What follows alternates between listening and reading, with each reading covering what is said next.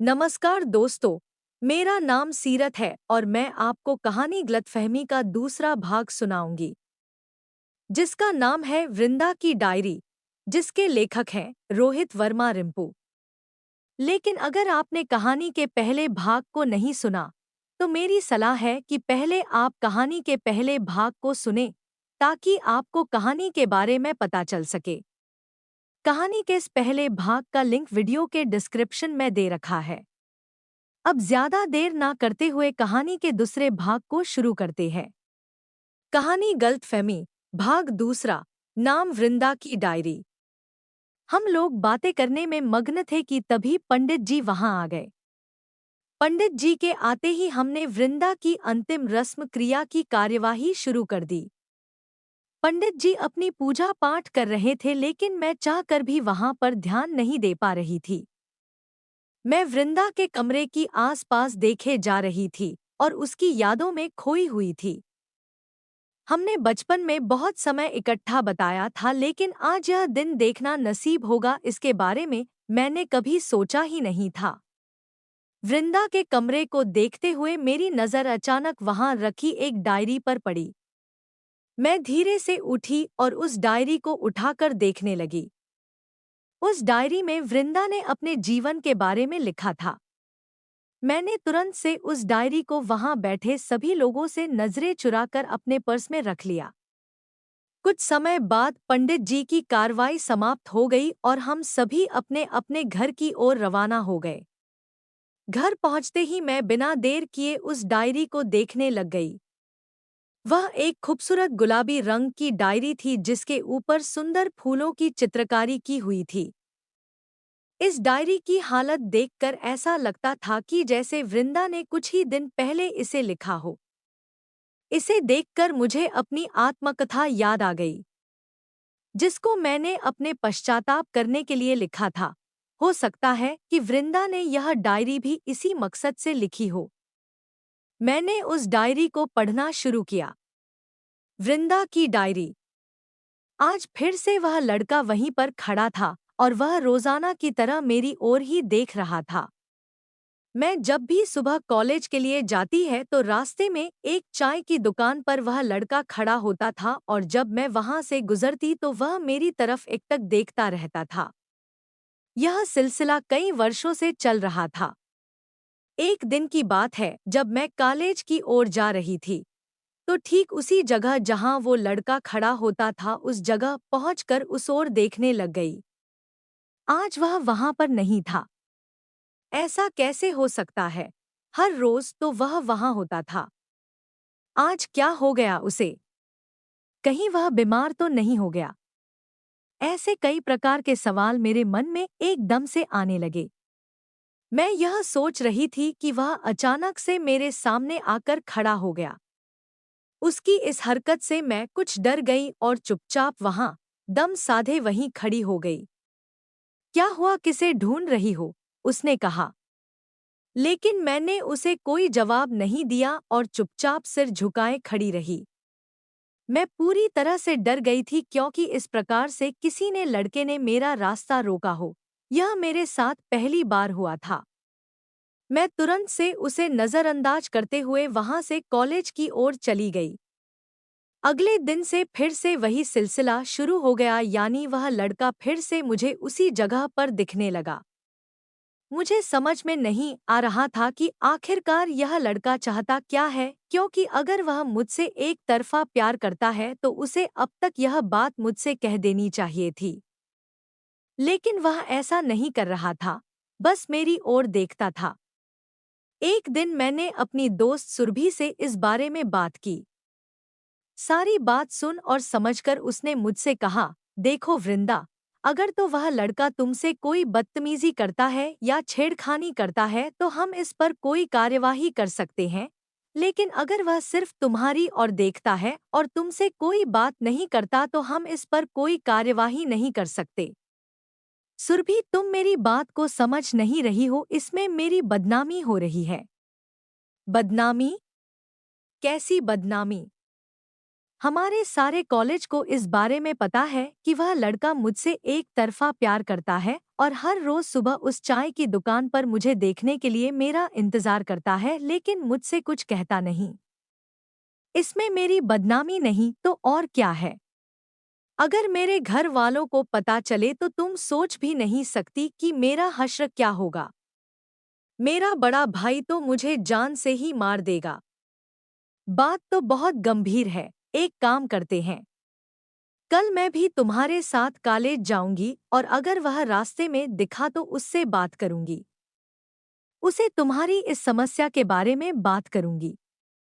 क्या पता वह इस बात को समझ जाए और यूं तुम्हारे रास्ते में खड़ा रहना छोड़ दे। ठीक है, जैसा तुम ठीक समझो। अगले दिन सुरभि सुबह सुबह मेरे घर आ गई और हम दोनों कॉलेज के लिए रवाना हो गए। हम दोनों पैदल ही जा रहे थे। जब रास्ते में वह चाय की दुकान आई तो वह लड़का रोजाना की तरह वहीं खड़ा मिला। मैंने सुरभि को इशारा करके उस लड़के की ओर देखने के लिए कहा। सुरभि ने उस लड़के की ओर देखा और मुझे आगे जाने के लिए कहकर तुरंत उस लड़के की ओर जाने लगी। क्या बात है भैया जी? सुरभि ने गुस्से में डांटने के लहजे से उसे कहा। क्या? कौन सी बात? कोई बात भी नहीं, उस लड़के ने डरते हुए जवाब दिया। देखिए, आप एक शरीफ घर के लड़के लगते हैं। आपको यूं किसी लड़की का रास्ता रोककर नहीं खड़ा रहना चाहिए। लगता है आपको किसी प्रकार की कोई गलतफहमी हुई है। मैं तो किसी का कोई रास्ता रोक नहीं रहा। तुमको अच्छे से पता है कि मैं क्या कह रही हूँ और मेरा इशारा किस तरफ है। अब तुम यूं नाटक करना बंद करो और जो मैंने कहा उस पर ध्यान दो। अगर ऐसी बात है तो क्या मैं अपना पक्ष रख सकता हूँ, यानी क्या मैं अपने दिल की बात कह सकता हूँ? हाँ बोलो। मुझे आपकी सहेली, उसका मुझे नाम नहीं पता, बहुत अच्छी लगती है और यह आजकल की बात नहीं है। यह कई वर्षों पहले की बात है। जब से मैंने उसे पहली बार देखा है तब से मैं अपने दिल पर काबू नहीं रख पाया। आप इसे एक तरफा प्यार भी कर सकते हैं। अगर यह बात है तो तुमने उससे कभी यह बात क्यों नहीं कही? मुझे डर लगता था कि कहीं वह नाराज ना हो जाए, क्योंकि मेरे लिए इतना ही काफी था कि मैं हर रोज सुबह उसे देख सकता हूँ। सुबह एक बार देख लेने के बाद मेरा सारा दिन अच्छे से निकल जाता और रात को भी जल्दी से सो जाता था, क्योंकि सुबह फिर से उसे देखना होता है। वाह! यानी कि आपकी हालत तो काफी बुरी हो चुकी है। मेरी हालत के बारे में आप बिल्कुल भी अंदाजा नहीं लगा सकते। मैं दिन में जागते हुए सपने देखने लगा हूँ और सपने में मैं उसे, यानी आपकी सहेली को, अपनी बना चुका हूँ। शायद यही प्यार है। अगर इसे ही प्यार कहते हैं तो मैं उसके प्यार में पड़ चुका हूँ। अगर यह बात है तो तुम उसको साफ साफ बोल क्यों नहीं देते? जी, आप नहीं समझेंगे। मैं उसको नहीं बोल सकता, क्योंकि मान लो अगर उसने ना कह दिया तो मेरी जो उम्मीद है वह टूट जाएगी। अभी तो मैं अपने मन को यही समझा रहा हूँ, ना कि वह किसी ना किसी दिन मेरी होगी, लेकिन अगर उसने मना कर दिया तो मेरी उसे अपना बनाने की उम्मीद बिल्कुल खत्म हो जाएगी। और फिर उम्मीद टूटने के बाद क्या पता मैं भी जिंदा ना रहूं। हाँ, अगर आपको मेरी बातों में जरा भी सच्चाई लगती है तो कृपया मेरा साथ दें। मैं कोशिश जरूर करूंगी, लेकिन मैं इस बात का वायदा नहीं कर सकती कि वह मेरा कहाँ मानेगी या नहीं। मैं उससे जबरदस्ती हाँ नहीं कहलवा सकती। जी जरूर, मैं भी यही चाहता हूँ कि आप जबरदस्ती बिल्कुल भी ना करें। अगर वह इनकार करती है तो इनकार ही रहने देना। उसे जबरदस्ती मनाने की कोशिश बिल्कुल मत करना, क्योंकि मैं नहीं चाहता कि इससे बात और बिगड़ जाए। क्योंकि मेरा मानना है कि अगर मेरा प्यार सच्चा होगा तो एक ना एक दिन वह मेरे पास जरूर आएगी और मेरी जरूर होगी। वह दोनों बहुत देर से बातें कर रहे थे और मैं वहां खड़े रहकर उनका इंतजार कर रही थी। मेरे मन में इस बात की बहुत उत्सुकता थी कि वह क्या बातें कर रहे हैं, क्योंकि मुझे सुरभि के स्वभाव का पता था। वह किसी भी लड़के के साथ बेवजह और बेमतलब की बातें नहीं करती, लेकिन आज पता नहीं उसे क्या हो गया था। वह बहुत देर से उसके साथ बातें कर रही थी और बातें करते करते वह मेरी तरफ देख रही थी। उनका बातें करने का यह अंदाज मुझे बहुत ही व्याकुल कर रहा था। कुछ समय के बाद सुरभि ने मेरी तरफ देखा और मैंने उसे अपने पास आने का इशारा किया। वह इशारा समझकर जल्दी से मेरे पास आ गई। मैंने आते ही उससे कहा, तुम उसके साथ क्या बात कर रही थी? रुको जरा, थोड़ा सब्र करो।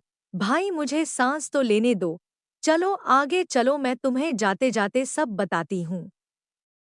लेकिन मुझसे सब्र नहीं हो पा रहा था। मैंने सुरभि से बार बार इस बारे में पूछा। मेरे बार बार पूछे जाने पर उसने मुझसे कहा, क्या बात है? लगता है आग दोनों तरफ बराबर की लगी हुई है। सुरभि, यह तुम कैसी बातें कर रही हो? हाँ, मैं सही तो बोल रही हूँ। आग दोनों तरफ बराबर लगी हुई है। तुम बार बार लगातार मुझसे उसके बारे में ही पूछ रही हो और वह भी बार बार मुझसे तुम्हारे बारे में पूछ रहा है। तुम मेरी बात का गलत मतलब निकाल रही हो। मेरे कहने का यह मतलब नहीं है। तुम बहुत देर से उसके साथ वहां पर बातें कर रही हो। मैं तो बस इतना जानना चाहती हूँ कि तुम्हारी उससे क्या बात हुई और तुम पता नहीं क्या बेफिजूल की बातें करी जा रही हो। वृंदा, मैं तुम्हें सब कुछ बता दूंगी, लेकिन सबसे पहले तुम मुझे यह बताओ कि तुम्हें वह लड़का कैसा लगता है। लड़का कैसा लगता है, इस बात का क्या मतलब हुआ? देखो, मैं तुमसे घुमा फिरा कर कोई बात नहीं करूंगी। वह लड़का तुम्हें बहुत चाहता है, तुम्हें बहुत प्यार करता है। वह कई वर्षों से तुमसे एक तरफा प्यार करता है, लेकिन वह तुमसे कहने से डरता है। उसके डर की वजह भी बड़ी अजीब है। उसका मानना है कि अगर उसने तुमसे प्यार का इजहार किया और कहीं तुमने मना कर दिया तो फिर तुम नाराज हो जाओगी और वह तुम्हें नाराज नहीं करना चाहता। सुरभि, तुम चुप कर जाओ। मैं इसके बाद इस बारे में एक भी लफ्ज नहीं सुनना चाहती, और हाँ, अगर कहीं तुम्हें वह लड़का दोबारा दिखाई दे तो उसको बोल देना कि मेरी उस तरफ से बिल्कुल ना है, क्योंकि मैं इस तरह के प्यार व्यार में बिल्कुल विश्वास नहीं करती। लेकिन मेरी बात तो सुनो। नहीं, मैं कुछ नहीं सुनना चाहती।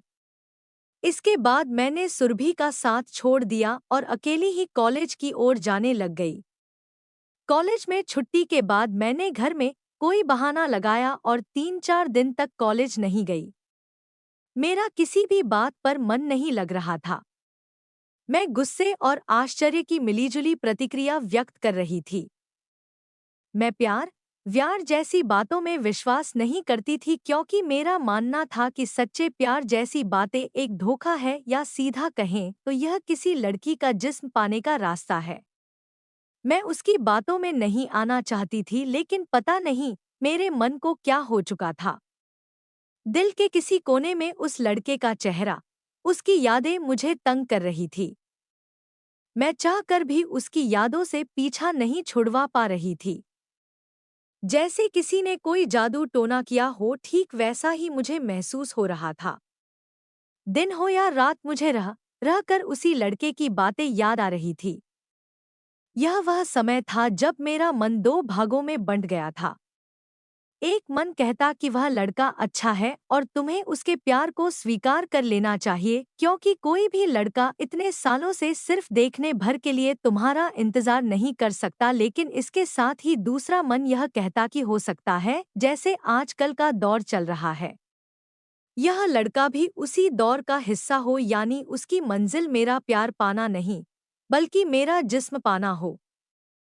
यह भी हो सकता है कि वह मेरा जिस्म पाकर मुझे छोड़ दे। खैर, मैंने यह सब भगवान के सहारे छोड़ दिया और अगले कॉलेज जाने का निर्णय लिया। अगले दिन जब मैं कॉलेज गई तो मैंने हर बार की तरह वह लड़का उसी जगह पर खड़ा पाया। यह मेरे लिए हैरानी की बात नहीं थी। मैंने चोरी से उसकी तरफ देखा और वह मुझे देखकर मुस्कुराने लग गया। मैं धीरे धीरे उसके सामने से गुजरने लगी। मैं नजर झुकाकर सीधा अपने कॉलेज की तरफ जा रही थी, लेकिन तभी अचानक से वह मेरे सामने आकर खड़ा हो गया और उसने मेरा रास्ता रोक लिया। मैंने गुस्से से उसकी तरफ देखा, लेकिन उसने मेरे गुस्से का स्वागत अपनी मुस्कुराहट से दिया। मैं तुमसे एक बात करना चाहता हूँ, उस लड़के ने कहा। मैं तुम्हारी कोई बात नहीं सुनना चाहती। मेरा रास्ता छोड़ो और मुझे जाने दो, वरना। वरना क्या? वरना मैं पुलिस तो बुला लूंगी। तो बुला लो, मैं तुमसे प्यार करता हूँ। मैंने कोई गुनाह नहीं किया। मैं इस प्यार को नहीं मानती। तुम्हारे मानने या ना मानने से कुछ नहीं होता। मैं तुमसे कई वर्षों से प्यार करता हूँ। जब से तुम्हें देखा है, मेरा जीना मुश्किल हो गया है। मुझे हर तरफ तुम ही तुम दिखाई देती हो। मैं सोते जागते दिन रात तुम्हारे ही सपना देखता हूँ। तुमने मेरे दिलो दिमाग और मेरे ख्यालों में कब्जा जमा रखा है। मैं कोई भी काम ढंग से नहीं कर पा रहा हूँ। मैं पढ़ना चाहता हूँ, लेकिन तुम्हारी वजह से मैं पढ़ भी नहीं पा रहा हूँ। मैं तुम्हें रोककर कोई तो जबरदस्ती नहीं करना चाहता। मैं तुम्हें यह सब इसलिए कहना चाहता हूँ कि मैं तुमसे बेइंतहा प्यार करता हूँ, और अगर तुम मेरे प्यार को स्वीकार करती हो तो ठीक है, अगर नहीं करती फिर भी ठीक है। मैं सारी जिंदगी अकेले ही काट लूंगा, लेकिन तुम्हारे अलावा मैं कभी भी किसी और से शादी नहीं करूंगा। यह मेरा वादा है, क्योंकि मैं तुम्हारे सिवा किसी और के बारे में सोच भी नहीं सकता।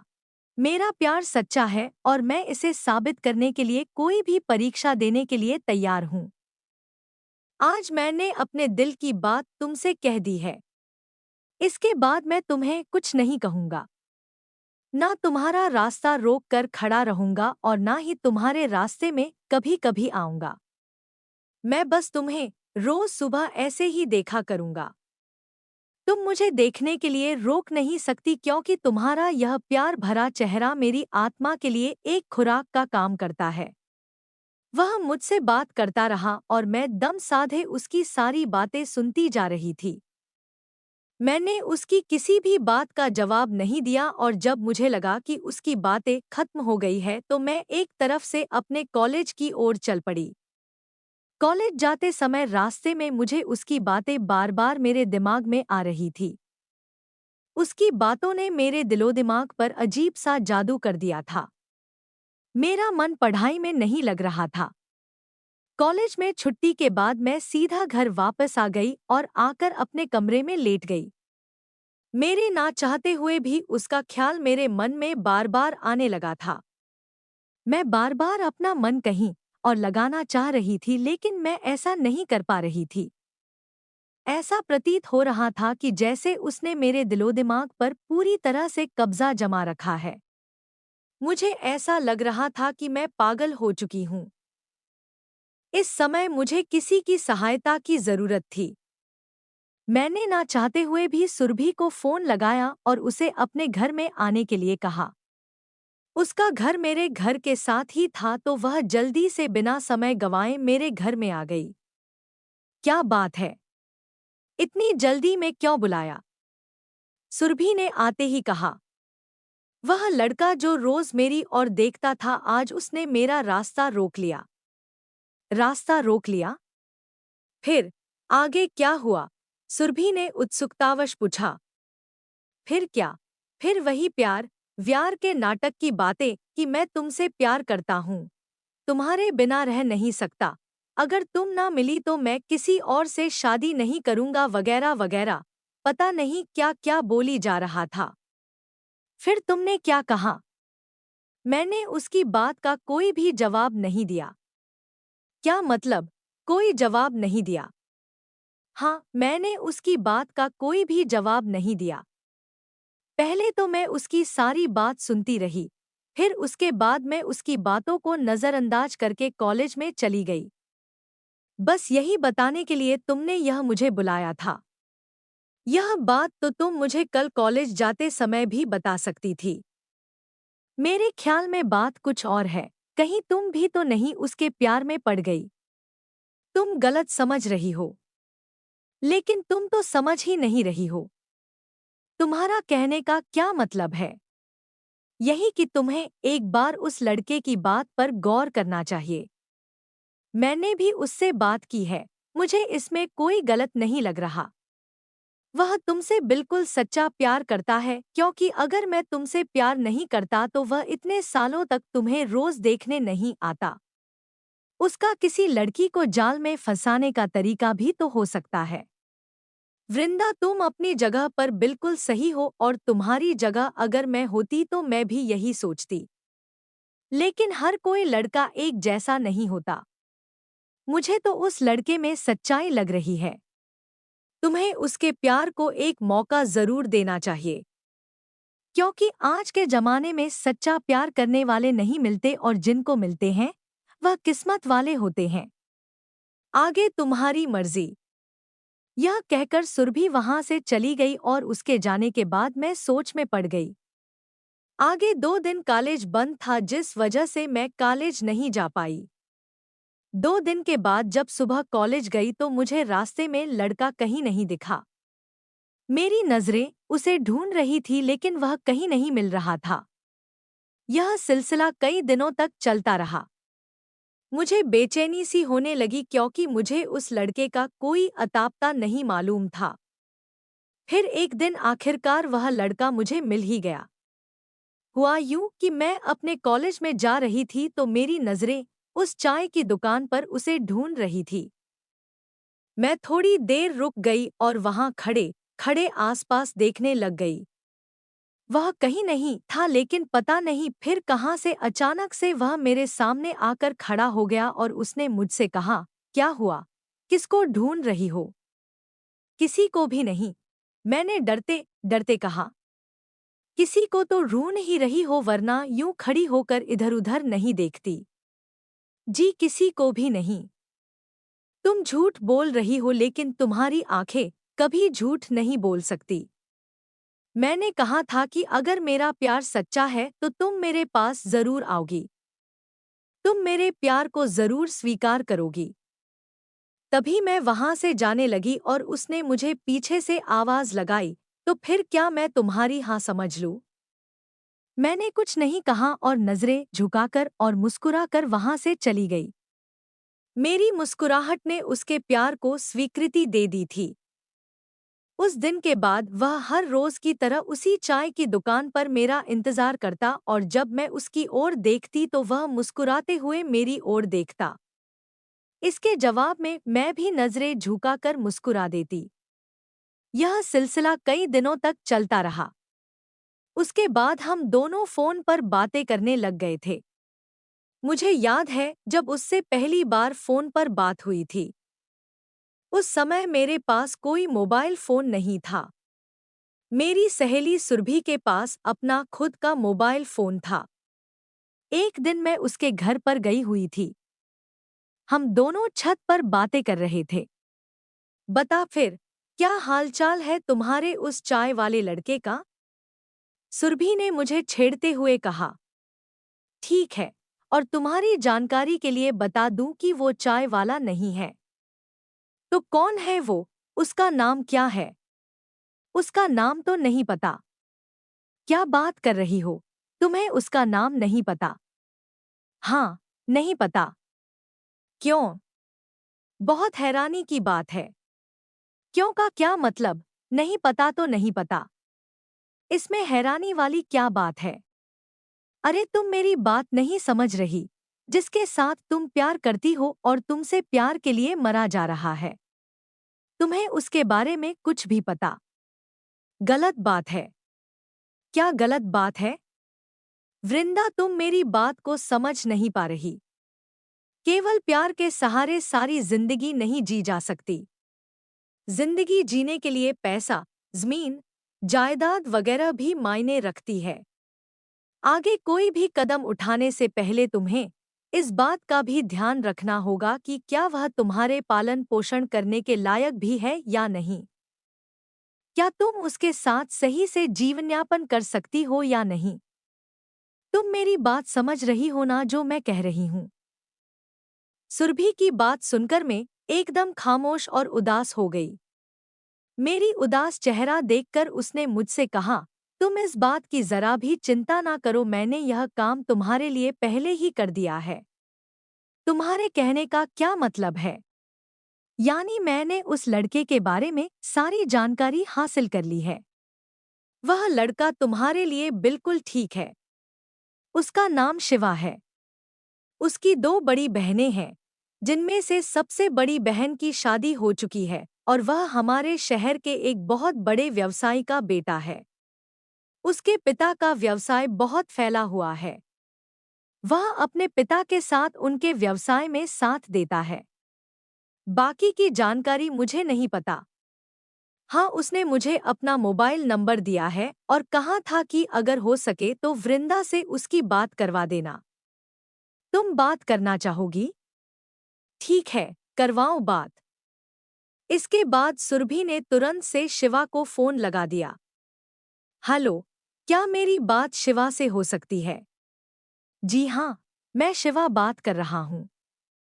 आप कौन बोल रहे हैं? मैं सुरभि बोल रही हूँ। पहचाना क्या?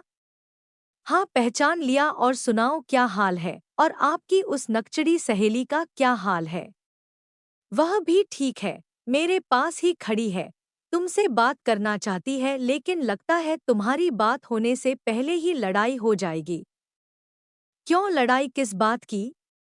अगर तुम उसको नकचड़ी बोलोगे तो लड़ाई तो होगी ना।